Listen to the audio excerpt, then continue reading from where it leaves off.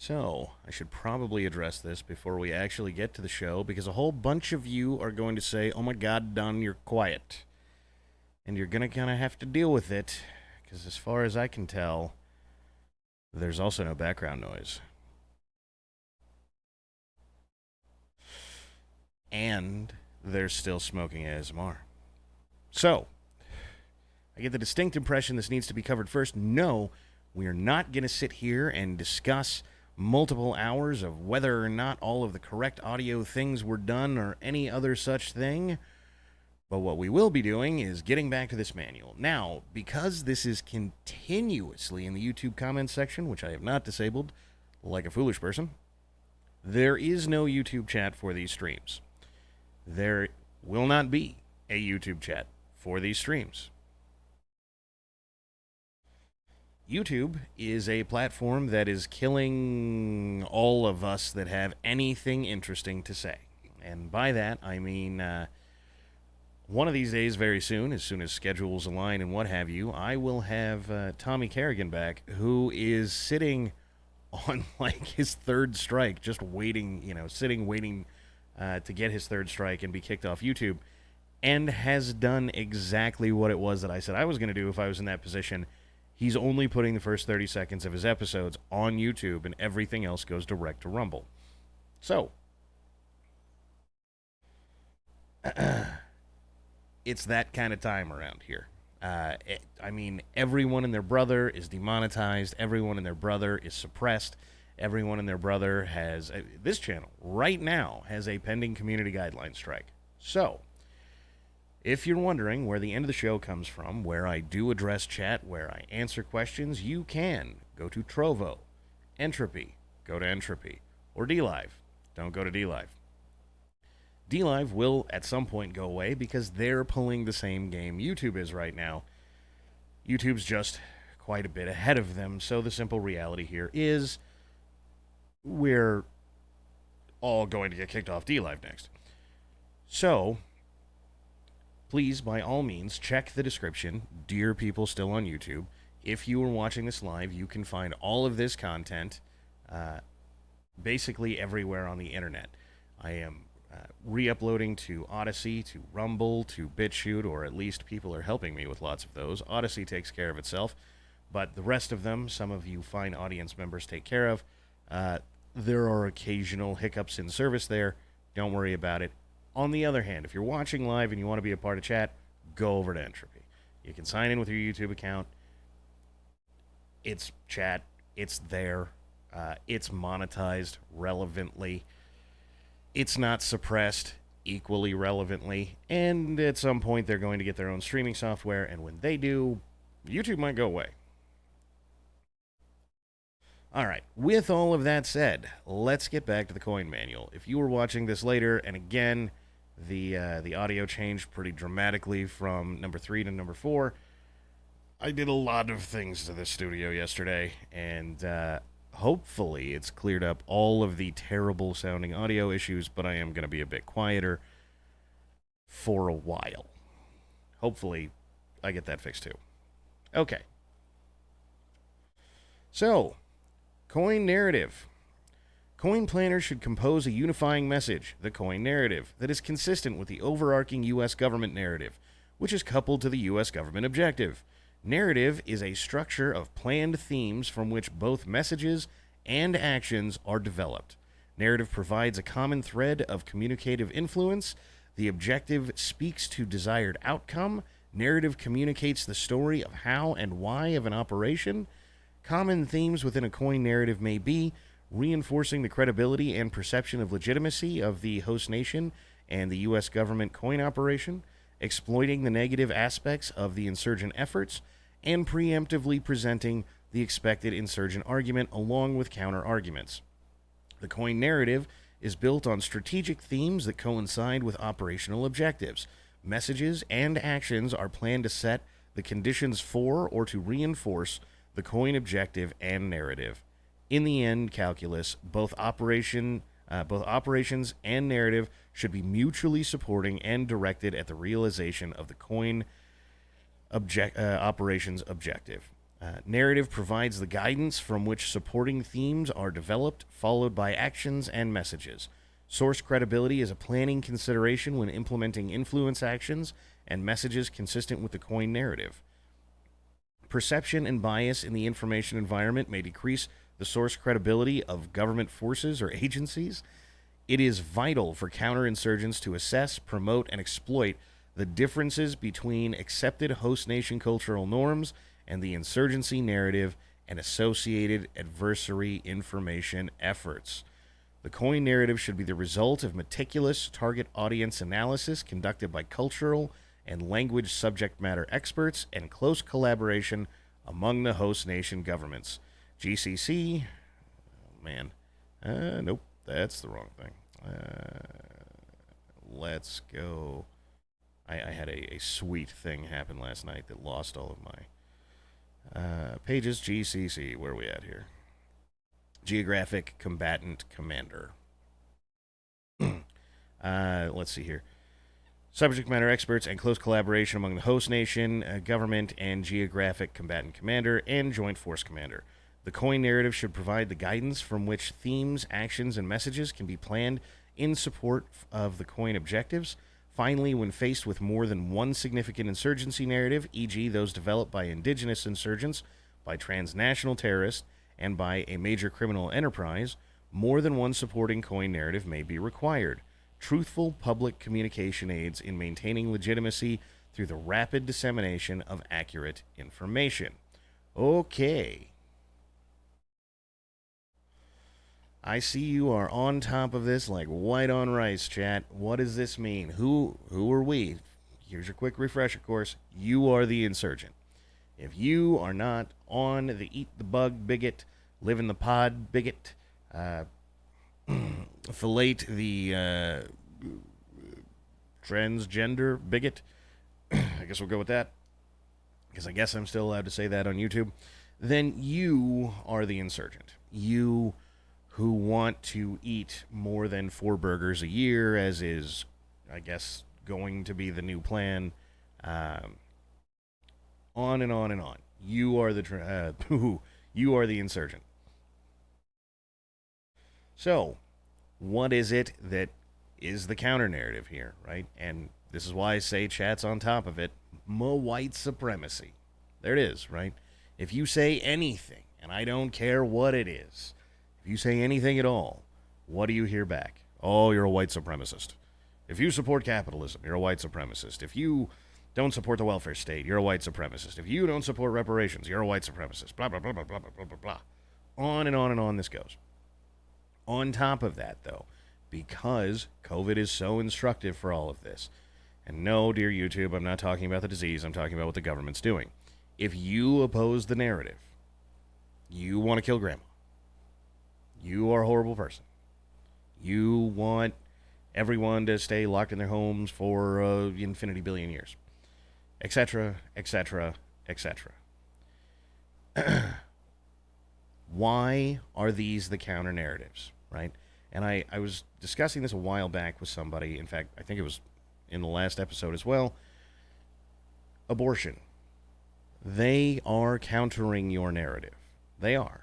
Not to win you over, but to directly counter your narrative for the rest of the audience, right? Oh, it's not a baby, so why do we care? It's not a life. Now, again, they're not convincing you. Ben Shapiro will own the libs numerous times on this front, and yet it's productive. It gets the job done. It doesn't matter if you show up with every piece of evidence in the world that masks are ridiculous. And look, I'm not here to judge whether or not that evidence is accurate or not. That is a decision that our overlords at YouTube, namely Susan in particular, will have to make for you. However, if you show up with your mountain of studies, as so many of you are wont to do, you don't actually get an answer from these people. You don't actually get them saying, hey, I have reviewed this study and therefore have come to conclusion X. This does not happen. You do get, oh my God, you want to kill grandma. And yet Cuomo, who actually killed the grannies, gets a pass. Yes, because he is following the narrative. And by the way, despite what these idiots will tell you, literally nobody wants to be the one killing grandma. That's a cultural norm. We respect our elder generation to some degree and cherish them to some degree, and that degree increases the closer that they are to us, right? That's why grandma. By the way, we culturally value men less than women. That's why it's not grandpa, whether you like it or not.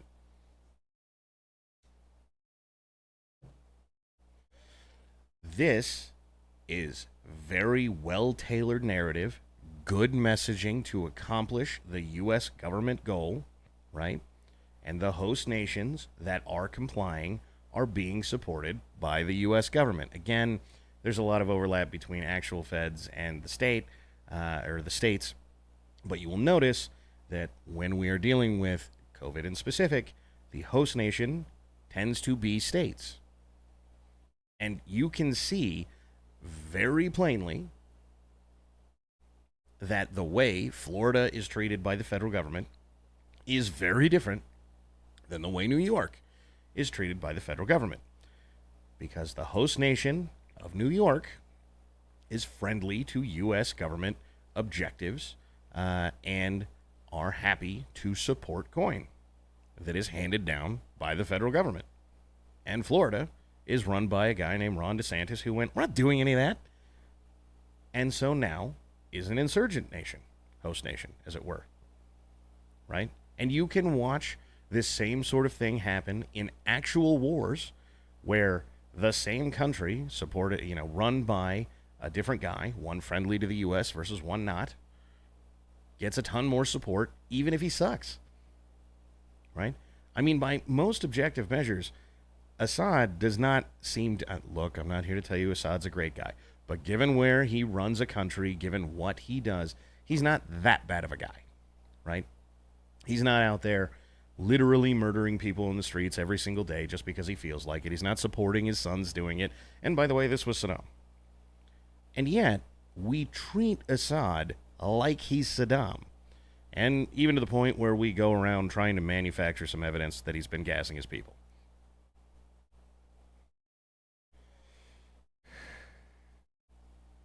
Why is that? He's really not that friendly to U.S. government interests. He's a lot more friendly to his own interests, which he's probably supposed to be, being the leader of his own nation. However, if you go over to any of these countries where we have put in much friendlier governments to the U.S., all of a sudden, it doesn't matter if they are behaving in the same ways Assad actually is. We kind of shrug and go, well, it's not so bad, is it? And this is the same premise that you see between New York and Florida.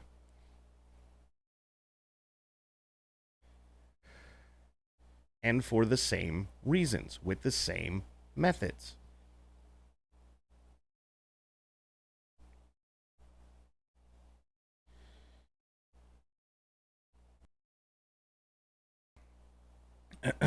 Sri Lanka and the Tamil Tigers. The requirement for legitimacy in the eyes of the population does not necessarily mean that the perception of legitimacy must be uniform throughout the entire territory.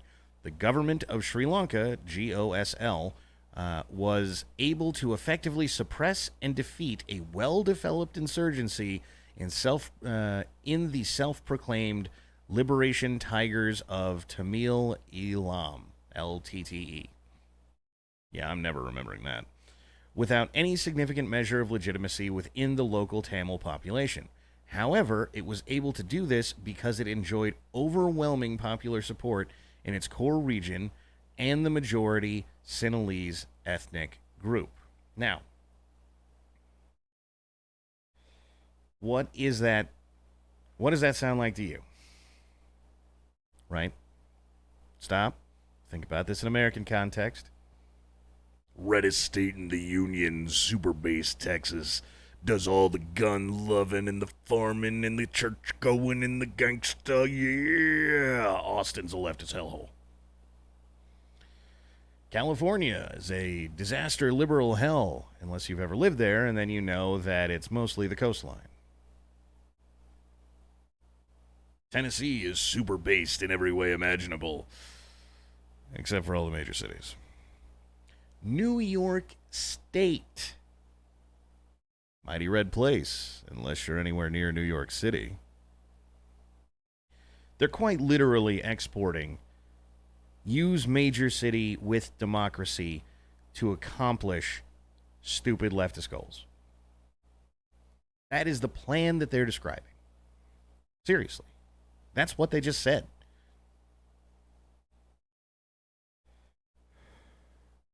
Over the course of 30 years, armed with the legitimacy of the Tamil struggle for independence on the basis of Thimpu principles, recognition of the Tamil people, and the right to a separate homeland, the Tigers gained a reputation as one of the most sophisticated and deadly terrorist insurgencies in the world. The LTTE was able to take and hold large tracts of territory across northeast Sri Lanka, as well as resist and then decisively respond to concerted offensives instituted by the Sri Lankan armed forces. However, after a bitter campaign, the Sri Lankan armed forces were able to eventually drive Tamil leadership to accept terms for a ceasefire agreement in 2002. Nonetheless, repeated violations of the accord and fears that the group was exploiting the cessation of active combat to build up its own forces eventually led to the collapse of the agreement in mid-2006.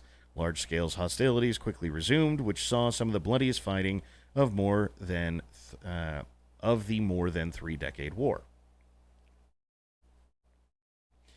This time, however, with the public strongly against terrorism and new political leadership in Colombo from the rural class, the GOSL enjoyed widespread political support in suppressing the insurgency by whatever means necessary.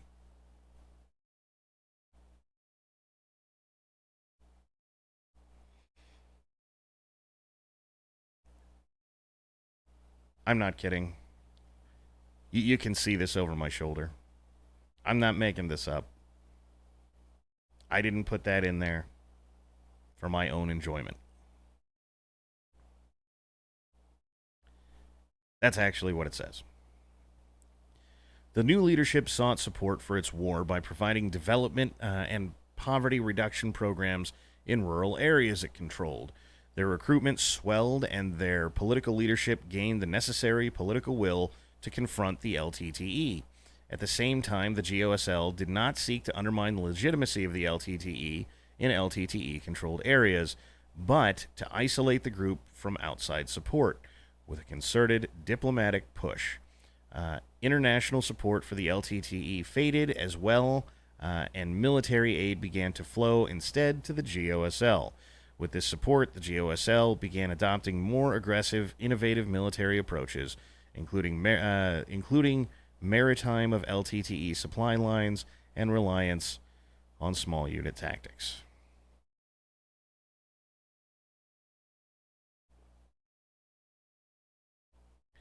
By 2009, the LTTE safe haven had been reduced to a small sliver of land where it made its last stand. Banning reporters from the region and reportedly ignoring the safety of Tamil civilians, the GOSL launched an all-out offensive during which it killed or captured the remaining LTTE combatants and leadership. This sound like Waco to anybody?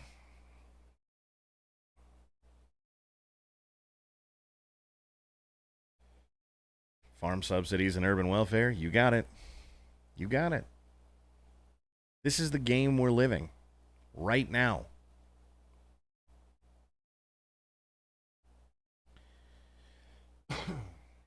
Our tactics were always hit and run, not pushes but strokes. We never tried to maintain or improve an advantage, but to move off and strike again somewhere else. We used the smallest force in the quickest time at the farthest place. If the action had continued till the enemy had changed his dispositions to resist it, we would have been breaking their spirit of our fundamental rule by denying him targets. T.E. Lawrence, Evolution of a Revolt, Army Quarterly, 1920.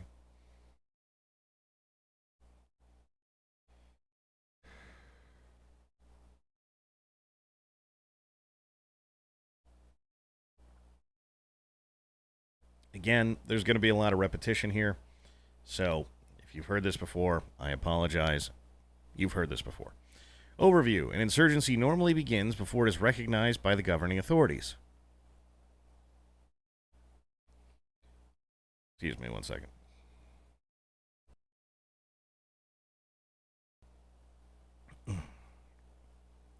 Allowing the insurgent leaders to organize and operate in a clandestine manner until it chooses to commit violence and subversion.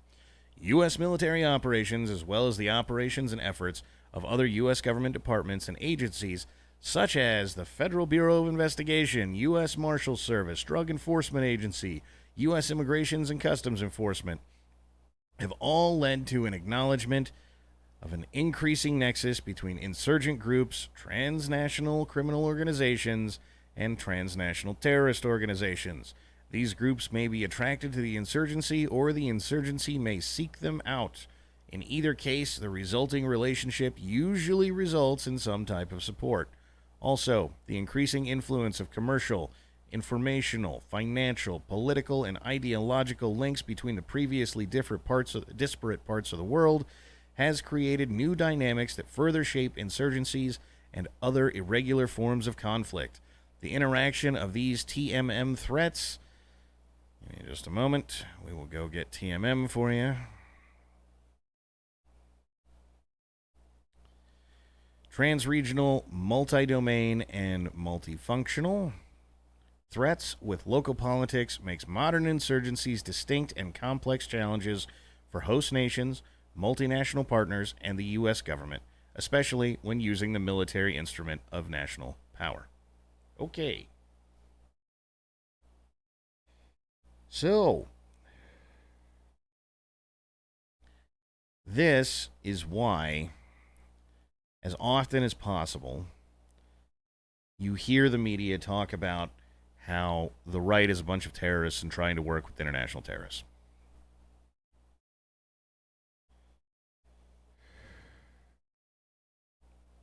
And I know that doesn't come up very often. However, I'd like you all to roll back to January 6th. Oh my God. Foreign countries definitely had agents within the MAGA crowd, and they could have stolen all of the classified information from the Capitol building. It's possible. We have no evidence of this of any variety, and there's absolutely nothing to indicate that this happened, even in the slightest. But we're gonna start the panic on it. Oh my God, but Donna, that one lady, she might have been trying to sell that laptop to the Russians.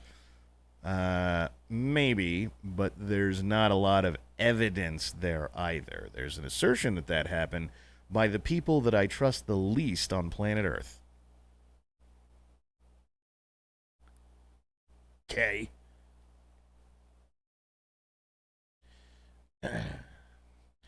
Two common objectives of insurgent movements are legitimacy, according to public opinion, and political control of a population in a particular geographic area. Unlike traditional warfare, non-military means are often more effective in creating non-lethal effects, enabling insurgents to gain that control, with guerrilla forces fulfilling security requirements and acting as enforcers for non-military decision-makers. When compared to the government, the insurgency generally has a strong will but different capabilities. This relative disparity means normally drives This relative disparity of means normally drives groups to use insurgency to alleviate core grievances, especially some insurgents who have no interest in working within any political system. Political power is the central issue in insurgencies, and insurgencies are designed to challenge government control while increasing insurgent control and influence. Insurgencies are typically protracted conflicts which add to long-term regional instability. That is often contrary to U.S. national interest.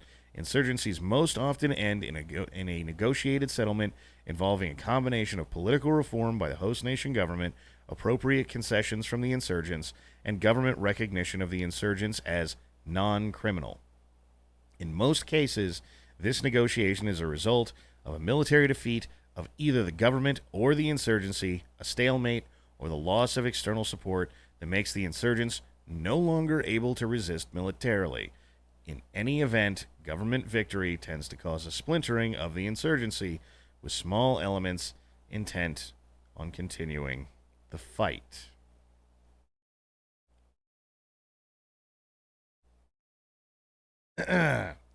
So, again,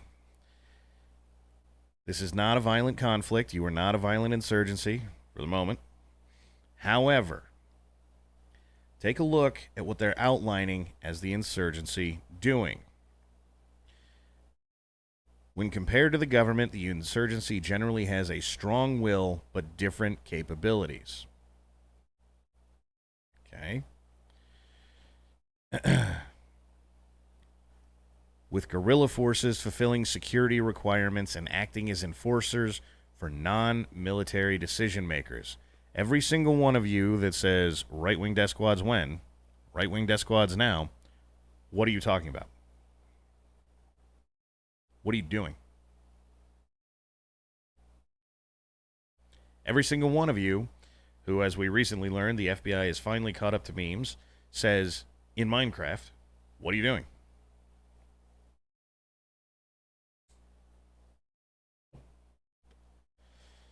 Every single one of you who wants to build parallel institutions, as it were. What are you doing? Every single one of you who wants to go live on Pleb Ranch, what are you doing? You are the defined insurgency already. Right now.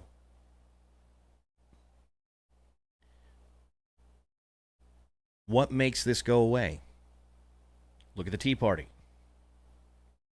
Tea Party was a slightly different insurgency from the right. And what happened? In most cases, this negotiation is the result of a military defeat of either the government or the insurgency, a stalemate or loss. It's the sentence above that. Insurgencies most often end in a negotiated settlement involving a combination of political reform by the host nation government, appropriate concessions from the insurgents, and government recognition of the insurgents as non-criminal. How did we get rid of the Tea Party? Oh, Don, it was co-opted by the elites, the neocons, and then they got a bump in their Social Security pay and a slight cut in taxes, and they went, oh. So they were rolled into the fold to be non-criminal, and there were host nation government concessions, you say.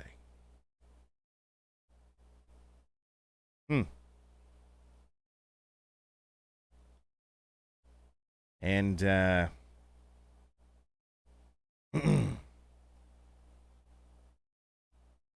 what? Because that sounds like we basically ran this on the Tea Party. Just saying.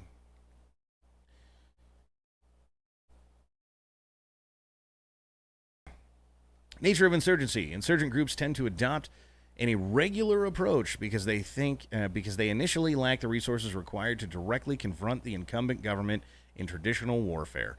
In some cases, an irregular approach may also suit the geographic terrain or socio-political context of the operating environment. By adopting an irregular approach, insurgents avoid decisive battles in which the incumbent government can apply its superior combat power.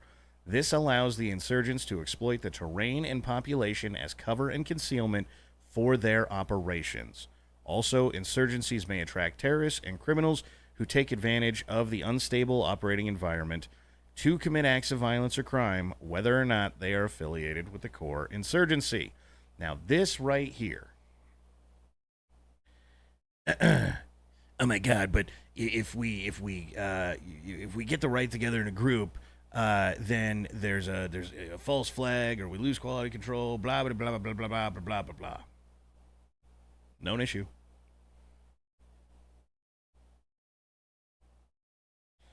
To be exploited in narrative.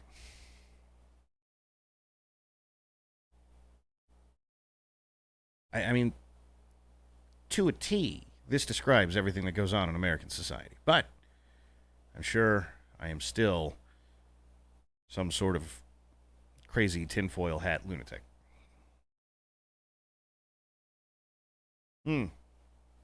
Equally speaking, you will exploit terrain. This is a lot of what it is a very popular idea amongst those of us like myself who want to do anything politically to gain a lot of power at the local level. And that is either terrain or socio-political, mostly because there's not actual open street violence at this point. It's what we are doing. Insurgents challenge government forces only to the extent needed to progressively attain their political aims. Their efforts seek not just engage host nation military and other security forces, but also to establish a competing system of control over the population, making it increasingly difficult for the government to administer to its own people and its territory. Insurgent strategy involves selecting targets and striking when, where, and how it will best support the insurgency's political or operational objectives. Insurgents normally attempt to create effects that cause the host nation's security forces, and U.S. forces if committed, to overreact, resulting in excessive innocent civilian casualties and collateral damage. Employing a mixture of force, propaganda, subversion, intimidation, and political mobilization, insurgents seek to exhaust and discredit the governing political authority, undermining its support, decreasing its control over the population, and breaking its will without necessarily decisively defeating its military forces. The insurgencies rely on propaganda of the deed, which recognizes that actions have significance beyond their direct or immediate consequences throughout their activities to reinforce their strategic narrative. Often, this strategy relies on cumulative effects of operations over a protracted period of time to gradually undermine the credibility and legitimacy of the government in the eyes of the population. In many cases, this is accompanied by a corresponding attempt to supplant government administration with insurgent shadow government in more and more areas. Over time, insurgencies work to force governments to the negotiating table or grow until the insurgent forces can directly confront and defeat the government security forces and seize control over the seat of government.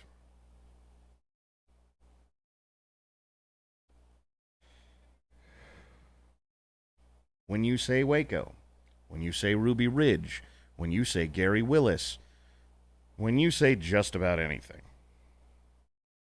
the red pills people, what are you doing?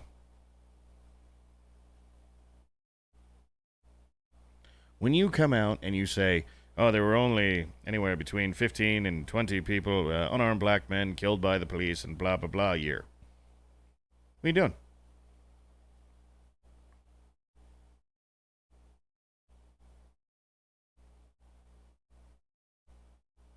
To be fair, you're running a coin operation, whether you know it or not.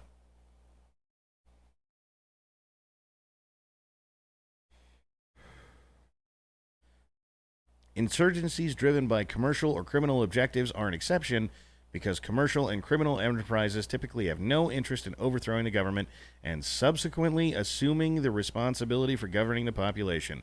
Rather, they focus on gaining political control of the country's leaders and security apparatus through bribery, fear, and intimidation by extreme violence, so the government will not impinge on their illicit activities.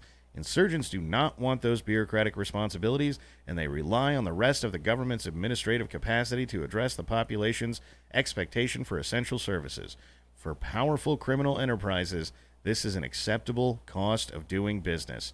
Now, there is a very specific person who I very much doubt is watching this, but assuming that you are, you know who you are because you have advocated this exact thing to me privately. And I rarely say to one person, but I have seen this said by a few people. To be fair, not many, but this premise that if we need a politician, we'll buy one is an existent idea, not one that I support, dear federal agents, nor do I have any information on who it was that sent me that information. However, they know what you're doing. Damn good and well, they know what you're doing. Strategy of provocation. Throughout history, insurgents and propagandists have sought to provoke political regimes into overreactions, attempting to discredit the government forces or their allies. Often the strategy involves ambushes or attacks in heavily populated areas to produce firefights, putting civilians at risk. The Irish Republican Army, Al-Qaeda, and Hamas are three practitioners of this approach. Against less professional forces, provocation can induce indiscriminate retaliation against civilians. Sometimes, the strategy is used to ignite ethno-sectarian conflict, consolidating one community behind the insurgents as the only way to secure itself. The February 2006 bombing of Al-Asqariyah Mosque, a sacred site in Shiite Islam by Sunni Al-Qaeda in Iraq, as an example. The lesson for counterinsurgents is clear. Selective police or military action against insurgents bolsters government credibility. By demonstrating the ability to accurately identify culprits and punish specific behavior, counterinsurgents establish more effective deterrence while reinforcing that compliance and cooperation will be rewarded. Conversely, indiscriminate violence, where punishment is not clearly linked to conduct in the eyes of the population, is likely to generate only wider resistance as civilians see no benefit to compliance with the host nation government, and particularly no improvement in security. It may also provide additional grievances or additional justification for grievances from which the insurgents can take advantage. Why is Biden going down to the states and telling them to do red flag laws instead of door-to-door confiscation, you think? Let's be honest, we know the man wants to just go get rid of all the guns, but he's not doing that. Why is it that there are not roving bands of police who are stopping every single person to inspect their masks, but are going after very specific people, right? Oh, see, it's behavior related. We're trying to correct a problem here. It's not that we're just coming down on all of you people like a ton of bricks. No. We are following the coin procedures. We outline something as bad. Then we say, oh, turns out you're doing the bad thing. And then we come for you specifically. If, as so many people have brought to me, we were to pull out the National Guard and go door to door searching everyone's house for guns, that would be bad. That would make the populace not very happy. And you would definitely lose the tacit support of the populace. If, however, when you go boot in someone's door, you go, oh man, this guy, right? It's not that we're here to take all of your guns. Just this guy. This dude was nuts. He was mere moments from going on a mass shooting and just killing everybody.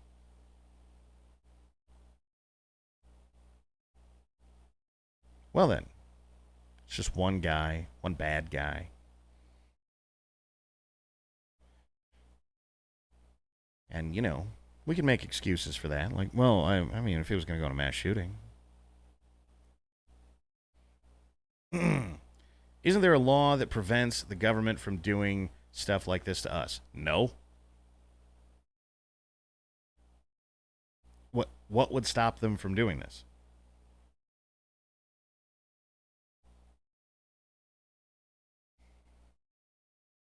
And before somebody says the Constitution, there's not a whole lot of constitutional violations here. In fact, thus far, I don't see any.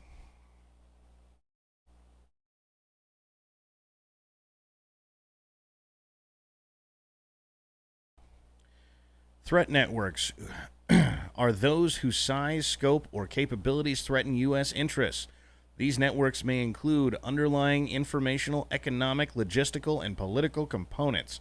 Threat networks can include insurgent, terrorist, or criminal networks, as well as legitimate commercial and social networks. When mapping a network, the coin force should not infer a network structure where it may not actually exist. Hierarchical networks tend to centralize power and authority through well-defined vertical chain of command responsibilities. Vertical chain of command and responsibility. Information flows up and down formal organization channels corresponding to these vertical lines, but may not officially move horizontally through the organization. Non-hierarchical networks are decentralized decision makers. Although they do not always have a fixed organizational structure, non-hierarchical networks have a coherence of objectives or goals, and tend to have relatively consistent lines or modes of communications. Cells are smaller networks that have specific purpose within a larger network. In accordance with JP 3-25, Countering Threat Networks, a cell is a subordinate organization formed around a specific process, capability, or activity within a designated larger organization, while a node is an element of a network that represents a person, place, or physical object. In this context, it describes a means to visualize the organization as a network in terms of organizational structure. The primary purpose insurgencies create cells is to achieve security and secrecy through compartmentalization. When a specific organizational function demands these characteristics, a cellular structure is the logical and historical choice. For example, IEDs, improvised explosive devices. Financing, recruiting, intelligence, logistics, or core leadership are examples of functions that may demand compartmentalization. Cells can be organized to accomplish a variety of workflows. Cells may be arranged in a series or in parallel. Threat of the use of IEDs is inherent in most coin operations. Normally, the employment of IEDs is characterized by non-hierarchical structure. To employ IEDs, threat networks have a complex and often compartmentalized series of nodes, including personnel who conduct reconnaissance, build IEDs, and teach others to do so, procure and supply IED materials, emplace the IEDs, trigger certain types of IEDs, assess IED effectiveness, and make recommendations on new tactics, techniques, and procedures, and IED types. Network analysis and identification of nodes are critical tools in defeating the IED network.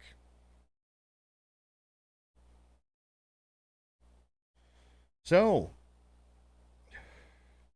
let me make this as directly and quickly comparative as I can, because again, we don't have open violence in the streets, so in a less than shocking turn of events, they're not tracking down the IED makers because there aren't any. At least not in a direct and obvious sense. There is, however, a group of people who are trying to build things that are not part of U.S. government interests. These are the political equivalent of IEDs. If you use entropy instead of YouTube, you are running against U.S. government interests. I mean, they even openly list social networks above.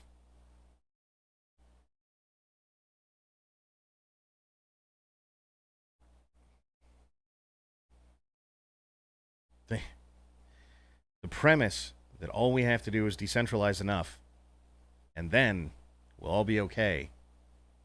They're outlining how to get you right here and now.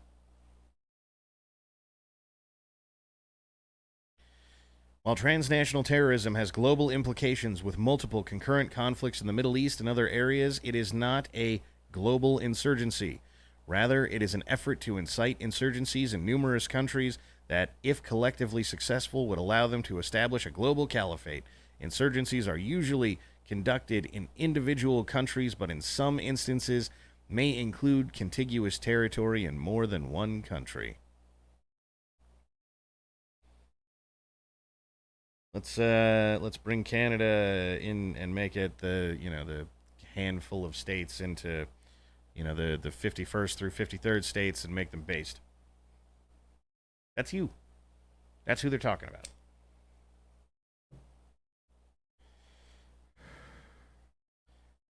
The joint intelligence preparation of the operational environment. By the way, this is JIPO. The joint intelligence preparation of the operational environment process is intended to provide sufficient perspective on the issues that significantly influence an insurgency. The Joint Force Commander, in conjunction with the commander of the mission and the host nation leadership, should develop a shared understanding of the root causes of insurgency. Until these root causes are uncovered, mitigation of the population's grievances will likely be ineffective. Providing a deeper level of understanding of insurgencies enables planners and analysts to search for the right information to help commanders, their staffs, and forces appreciate the context of the insurgency, appreciate the relevant populations and actors, and develop understanding of the operational environment. This understanding is related to the unique requirements and capabilities for COIN. The key to COIN is to target insurgent strategy, which means understanding the insurgents as dynamic, strategic threats who can respond to counterinsurgent initiatives in a creative manner. Who remembers when I was going over the universal background check law and I said, this is why you don't tell leftists what your problems are, you just tell them no. What does that sound like to you?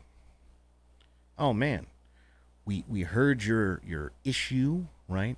We heard the root cause of your problem was that you wouldn't be able to go to the range and hand somebody a gun. Cool, we got that. We heard that you might not be able to give a relative a gun in a time of need. Cool, we got that. We heard that you won't be able to teach your children shooting. Cool, we got that. This is what they did. The joint intelligence preparation of the operational environment process is intended to provide sufficient perspective on the issues that significantly influence an insurgency. Don't want more gun control? You're the insurgent. You brought your insurgency to them, and you said, no more gun control. And they said, yeah, but why? And you, being the good person that you are, not knowing that you were an insurgent, went back to them and said, well, look, I am just as guilty of this in the past. Look, there's no reason that I shouldn't be able to go to a range with a friend. There's no reason that, I shouldn't be able to take my kids shooting. These are American tradition things. If my mom or my sister is being threatened, I want to be able to hand her a gun. And they came back to you and said, our joint intelligence preparation of the operational environment has provided sufficient perspective on the issues that significantly influence your insurgency. And everybody went, uh-oh, what do we do now? Because make no mistake, dear insurgent right wing, if you want to go defend that universal background check now, what's going to happen? The left's going to come out like a ton of bricks, and they're going to say, see, we tried. We tried to have good common sense gun control that threw a bone to the right, and they just don't care. And they will have destroyed the credibility of the insurgent force.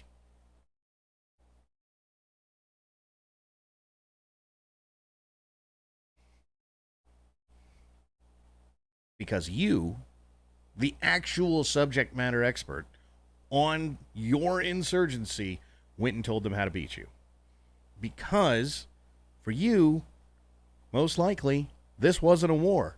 This was a discussion that you were having in good faith. And the other side said, no, this is a war, and we're running a coin operation. Pound sand, losers.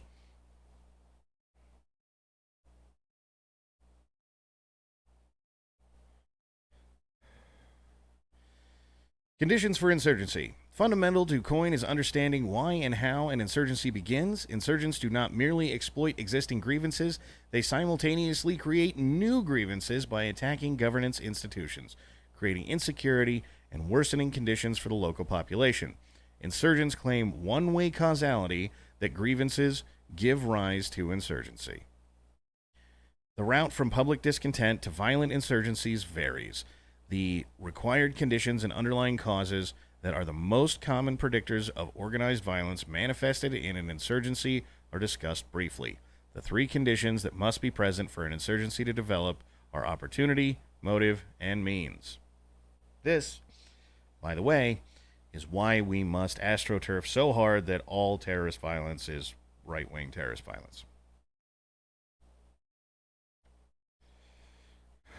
Opportunity alludes to the emergence of significant gaps in ability of the national government or local allies to provide security for its territory and population. Specifically, the government should have the capability and capacity to detect the early stages of insurgency, organization, and mobilization, a challenge that typically requires a certain awareness and the cooperation of a significant portion of the population.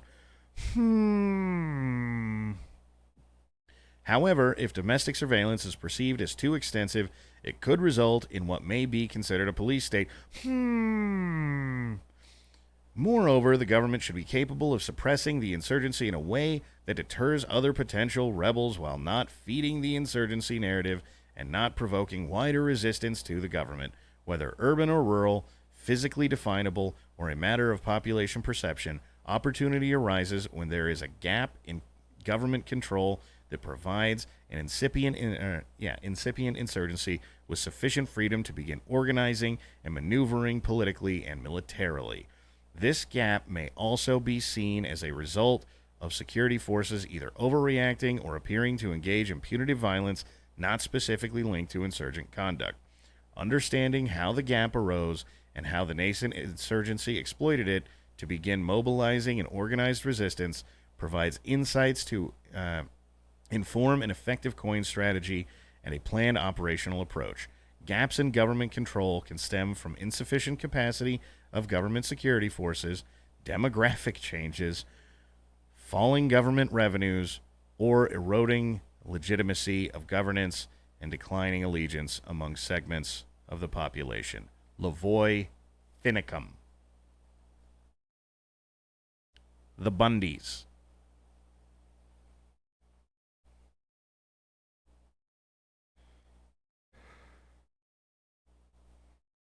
Why didn't the FBI and BLM go smoke the Bundys on Bundy Ranch? Well, because you could smoke Lavoy Finicum later, and he was a bad guy who was toting around a gun and threatening people.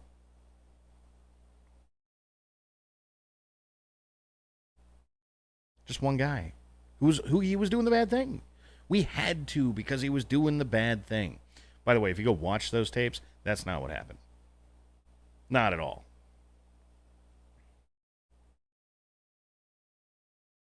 Motive.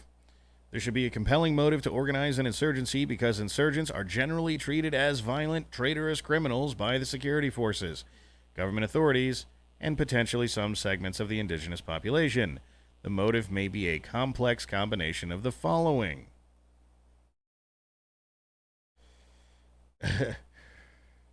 As much as the government doesn't hate Antifa, this manual literally describes Rose City Antifa about 10 minutes back. Yes.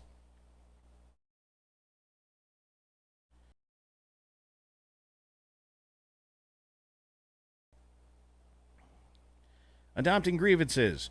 Coin approaches and negotiated settlements that fail to adequately address the underlying causes of violence and core grievances of the insurgency rarely create durable stability. Core grievances are the key issues the insurgency wants addressed. All societies have grievances that do not rise to the level of inciting violence or subversion. However, when combined with other conditions as discussed earlier, violence may be perceived as the only viable option. The task for the commander and staff is to address core grievances while identifying the factors that cause violence or subversion and developing a plan to address them. The issues associated with the insurgency evolve over time and are transformed by the dynamics of the conflict itself.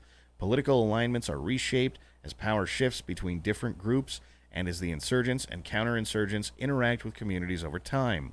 This highlights a critical challenge for both insurgents and counterinsurgents, co-opting local grievances and political agendas into a broader movement.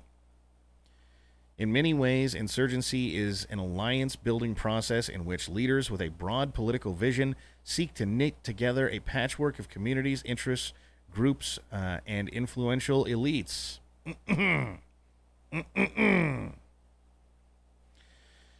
Co-option can be complex and operates in both directions. Just as insurgents seek to leverage local grievances, locals also seek to co-opt insurgents and counterinsurgents as allies to win disputes and settle scores with their rivals. Historically, most insurgencies occur in agrarian societies where disputes over land tenure and water rights are typically among the most important drivers of conflict. This can give rise to a checkerboard effect in which the decision by one side in a local conflict to ally with insurgents can lead their rivals to side with the government. One key variable in that evolution is whether the relevant communities believe their existence would be threatened by the victory of one side or the other. Anyone wonder why it is that Antifa suddenly is on the side of the corporations and the government? Because you're not. That's it. 2. Failed security. A failure by government security forces to provide security is also a common driver of instability. This frequently leads communities to look to other groups to fill the gap. Such groups may be concerned solely with securing their own communities when they emerge, but evolve to challenge the state's authority as their legitimacy and ambition grows.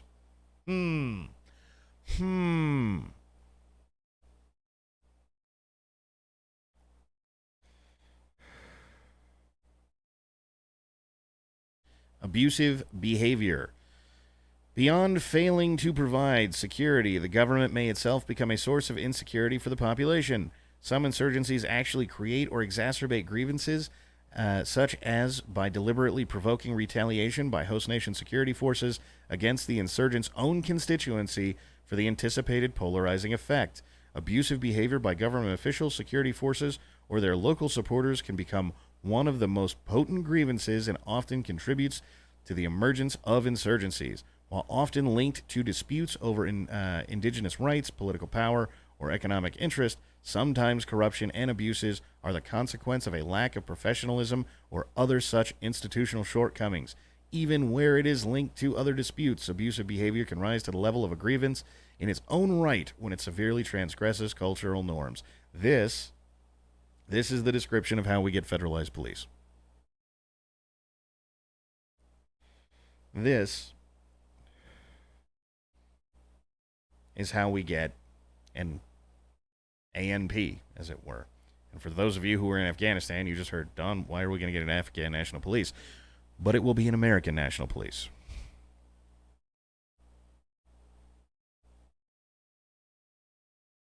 Elites' agendas.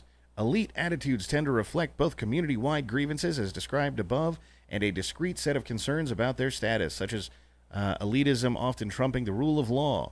Elites may oppose government or commercial initiatives that could undermine their positions of authority, even if the program would benefit the community. In some cases, it is In some cases, it is competition among elites that provides an opening for insurgents to co-opt communities by backing one competitor against others. This is, you want to, dear various people of the NRX, tell me where they're wrong. Individual empowerment. Reference of communal grievances as a reason for joining an insurgency, sometimes mass or may be mixed with a simpler desire for adventure, opportunity, or sense of control over one's own destiny, particularly where traditional social systems have broken down or fail to provide avenues for social advancement for youth. Insurgent movements may offer an attractive escape from boredom and stagnation. Becoming an insurgent offers a boost in status and a sense of purpose. The sense of empowerment can be enough to motivate some to take up arms, even as they rhetorically reference more conventional grievances. Do I even need to describe how this is everybody on the right?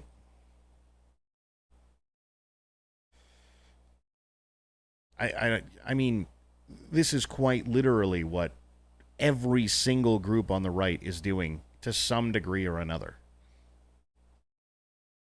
Everybody. Community allegiance. If a community, i.e. family, clan, tribe, or village, believes it has the option to side with either the insurgency or the government, then, in most cases, allegiance flows to the group that can provide durable control and security. This pattern of shifting allegiance to ensure survival tends to emerge over the course of the conflict and hold true regardless of what a community's political preferences were when the violence began. In this case, control means establishing predictable and acceptable conditions for the population, a clear set of rules that are consistently enforced, which they feel they can reasonably survive. The failure to publicize or consistently enforce those rules or the use of arbitrary punishment tends to generate opposition among civilians, who will then perceive that compliance will not guarantee their basic interest and survival. The effects of shifting allegiance may be extremely complex and have unpredictable, debilitating effects on the community. For example, when a community believes one side's victory will lead to the community's complete destruction or marginalization, it is unlikely to see any alternative to fighting to the bitter end. If an insurgency is promoted, this belief, proving otherwise, can be critical for counterinsurgents. Potentially, the dilemma of a shifting community allegiance may have to be faced repeatedly as the coin operation or campaign progresses.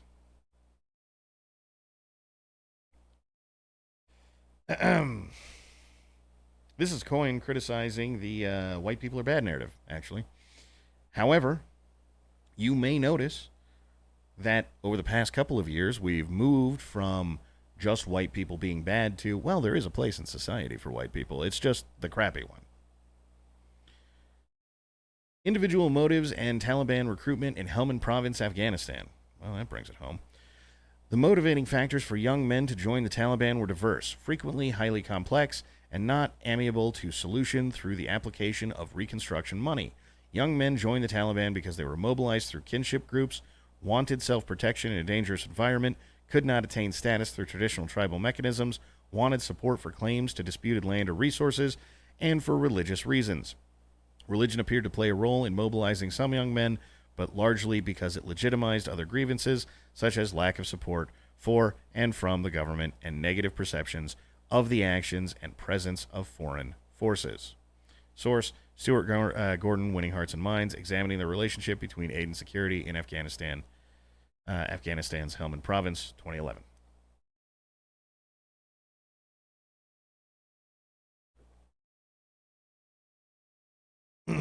Means. It takes considerable resources to mount a subversive and violent challenge to incumbent government authorities. The ways an insurgency goes about securing those resources determine a great deal about its behavior. Leaders of emerging insurgencies will covertly establish systems that allow them to procure, assemble, and organize personnel, funds, weapons, secure communications, and logistics. Therefore, the counterinsurgent force must be prepared to track and infiltrate these systems from inception through development. Do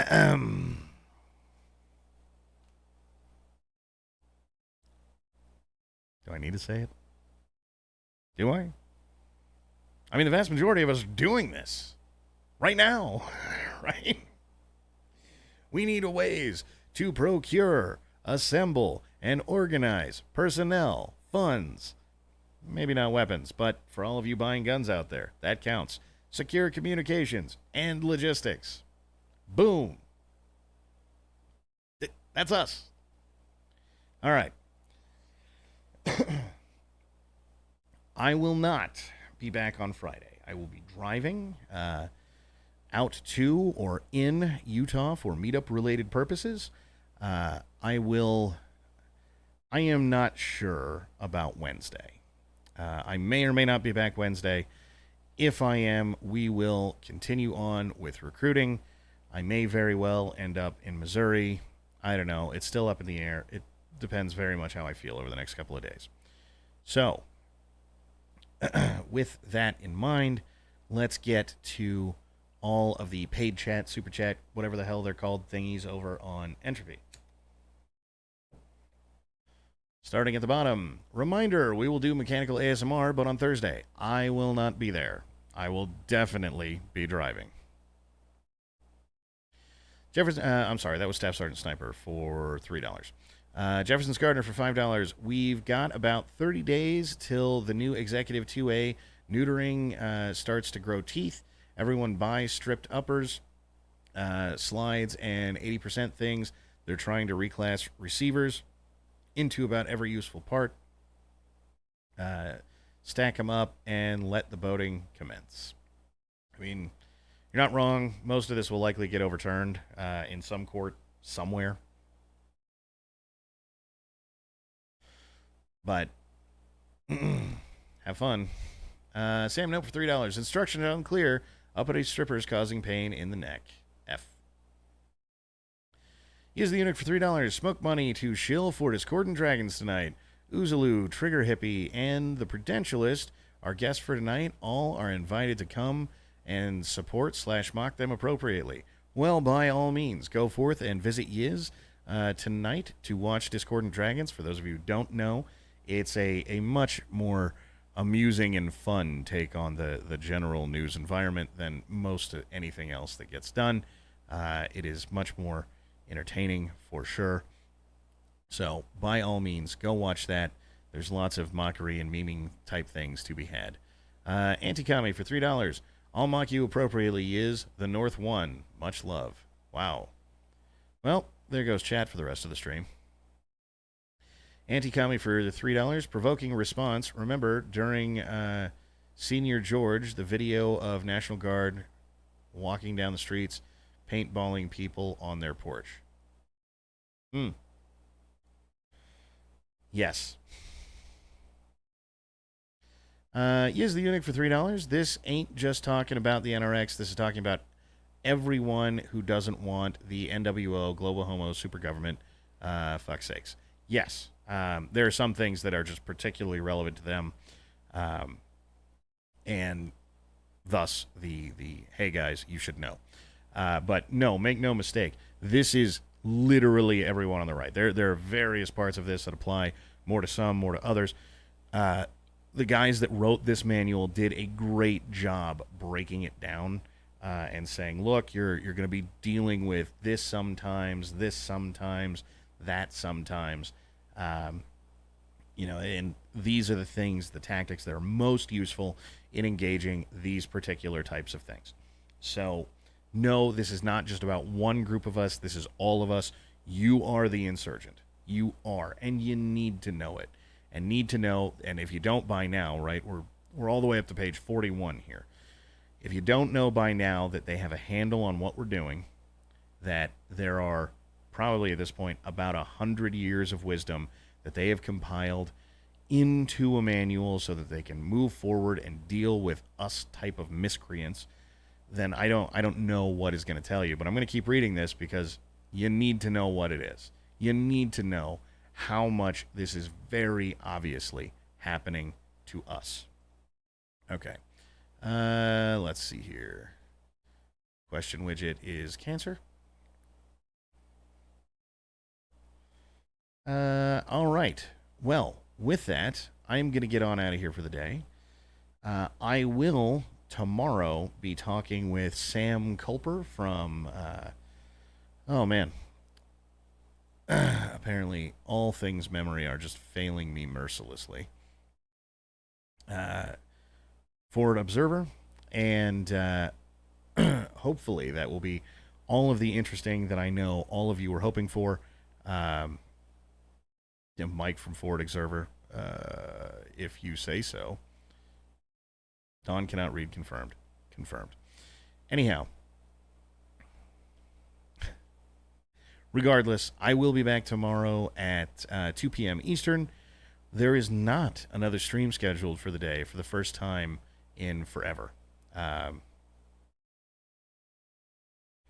So, I will see you tomorrow. With that, though, I think it's time to get out of here. And remember, fight the progressives wherever you find them, and fight them like your life depends on it. Because it does.